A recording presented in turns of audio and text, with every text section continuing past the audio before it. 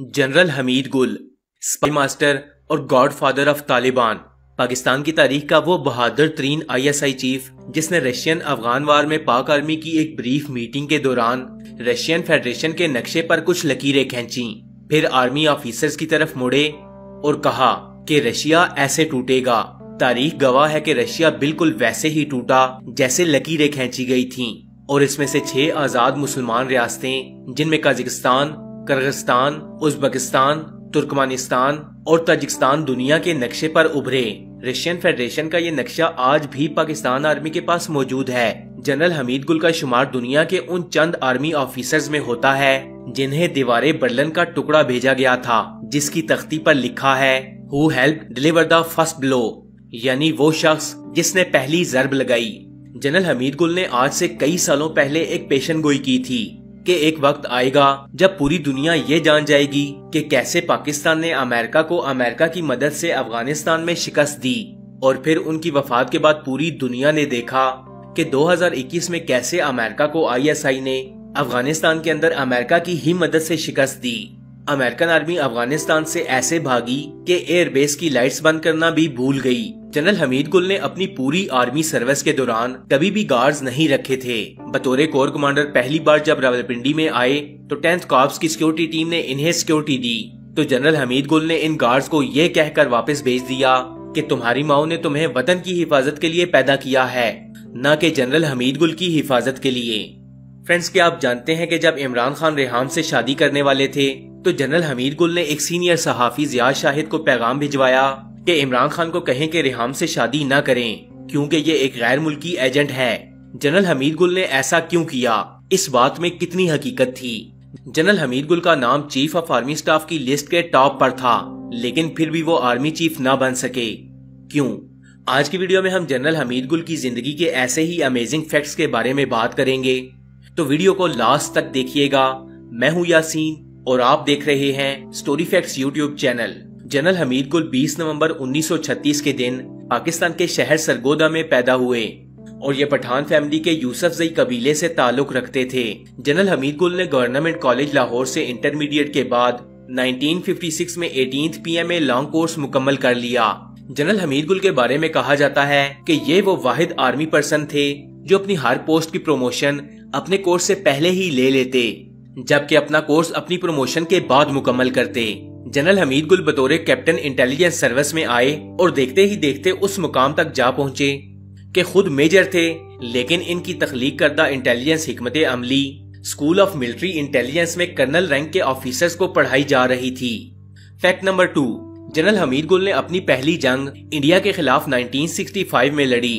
उस वक्त जनरल हमीद गुल टैंक कमांडर थे।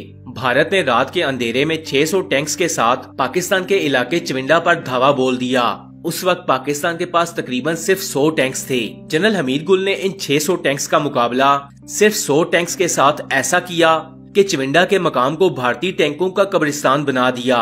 यहाँ तक कि भारतीय फौजी अपने टैंक्स छोड़कर भाग गए। इंडिया के ये टैंक्स आज भी पाकिस्तान के कब्जे में हैं।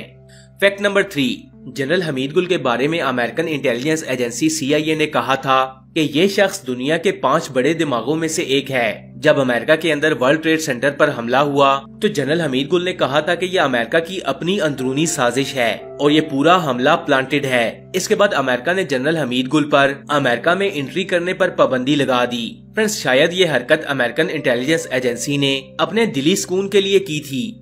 अब जो शख्स अमेरिका के सख्त खिलाफ था, जो शख्स जब ब्रिगेडियर बना था तो बरतानिया के रॉयल वार कॉलेज कोर्स में इनका नाम आया, तो जनरल हमीद गुल ने ये कोर्स ये कहकर ठुकरा दिया कि अंग्रेज कौन होता है मुझे जंग सिखाने वाला, अपने मुल्क का दिफा अपनी मट्टी के फहम से आता है और ये फहम मेरे पास मौजूद है, वो शख्स अमेरिका क्यों जाएगा।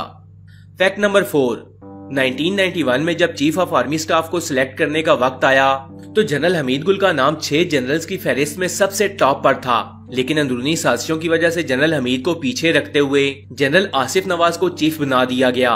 जनरल हमीद गुल ने अपने एक इंटरव्यू में बताया कि जब इनको चीफ ऑफ आर्मी स्टाफ न बनाया गया तो इंडियन इंटेलिजेंस एजेंसी राह में मिठाइयां बांटी गयीं। फ्रेंड्स, यहाँ मैं आपको बताता चलूं कि खालिस्तान तहरीक के पीछे जनरल हमीद गुल का हाथ ही था।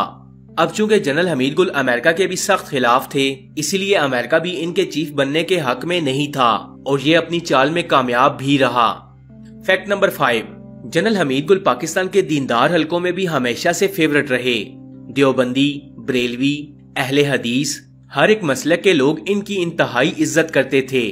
جنرل حمید گل کے بیٹے عبداللہ حمید گل نے ایک ٹی وی انٹرویو میں ایک واقعہ سنایا کہ میرے بچپن میں راولپنڈی کے راجہ بازار سے مولانا اعظم طارق کا ایک قافلہ گزر رہا تھا۔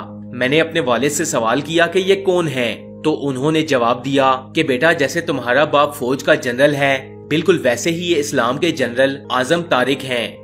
Fact number 6، general Hamid Gul ex army chief general Pervez Musharraf کے سخت مخالف تھے۔ اس کا اندازہ آپ اس بات سے لگائیں کہ جنرل پرویز مشرف نے جنرل حمید گل کو ایک انٹرویو کے دوران ایک ریٹائرڈ دانشور کہہ کر پکارا۔ جنرل حمید گل جنرل پرویز مشرف کی بنائی گئی پالیسیز کے سخت خلاف تھے اور ان پر برملا تنقید کرتے تھے۔ جنرل حمید گل کے مطابق پرویز مشرف کی وجہ سے افغانستان اور پاکستان میں لاکھوں مسلمانوں کو اپنی جان سے ہاتھ دھونے پڑے تھے۔ فیکٹ نمبر 7، جنرل حمید گل نے عمران خان کو ریحام خان سے شادی کرنے سے روکا تھا اور یہ بھی بتایا تھا کہ ریحام خان ایک غیر ملکی ایجنٹ ہے جو عمران خان اور پاکستان کو نقصان پہنچا سکتی ہے۔ جنرل حمید گل کی یہ بات بالکل سچ ثابت ہوئی اور عمران خان نے ریحام کو طلاق دے دی۔ بعد میں انکشاف ہوا کہ ریحام عمران خان کو سلو پوائزن بھی دیتی رہی۔ اس کے بعد بلی مکمل طور پر تھیلے سے تب باہر آئی جب ریحام نے خان صاحب کے اوپر پوری کتاب لکھ ڈالی، پر اس کا بھی کوئی فائدہ نہ ہوا۔ فیکٹ نمبر 8، 1991 میں جنرل حمید گل کو چیف آف آرمی سٹاف بنانے کی بجائے ہیوی انڈسٹریز ٹیکسلا میں تعینات کیا گیا تو جنرل صاحب نے یہ کہہ کر ریٹائرمنٹ لے لی کہ میں ٹینک چلانے کے لیے بنا ہوں، ٹینک بنانے کے لیے نہیں۔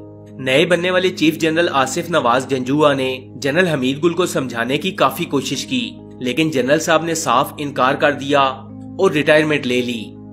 فیکٹ نمبر 9، 2015 میں جنرل حمید گل کو اس وقت برین ہیمریج کا اٹیک ہوا جب یہ اپنی فیملی کے ساتھ مری جا رہے تھے۔ انہیں فوری طور پر CMH لے جایا گیا، لیکن یہ جانبر نہ ہو سکے اور خالق حقیقی سے جا ملے۔ فیکٹ نمبر 10، جنرل حمید گل کو ان کی بے مثال بہادری اور شجاعت پر ہلال امتیاز، ستارہ امتیاز اور ستارہ بصالت سے نوازا گیا۔ بلا شبہ یہ پاکستان کا وہ انمول ہیرا تھا جو دوبارہ کبھی نہیں مل پائے گا۔ وہ شخص جس کے نام سے انڈین انٹیلیجنس ایجنسی را اور امریکن CIA خوف کھاتی تھیں، اس کا ازالہ پاکستان کبھی نہیں کر پائے گا۔ تو فرینڈز، یہ تھے جنرل حمید گل کی زندگی کے کچھ امیزنگ فیکٹس۔ آپ کو یہ ویڈیو کیسی لگی؟ کمنٹس باکس میں اپنی قیمتی رائے کا اظہار ضرور کیجیے گا۔ ایسی اور انفارمیٹیو ویڈیوز دیکھنے کے لیے سٹوری فیکٹس چینل کو سبسکرائب کر لیں اور ساتھ میں لگے بیل آئیکن کو بھی پریس کریں تاکہ مزید آنے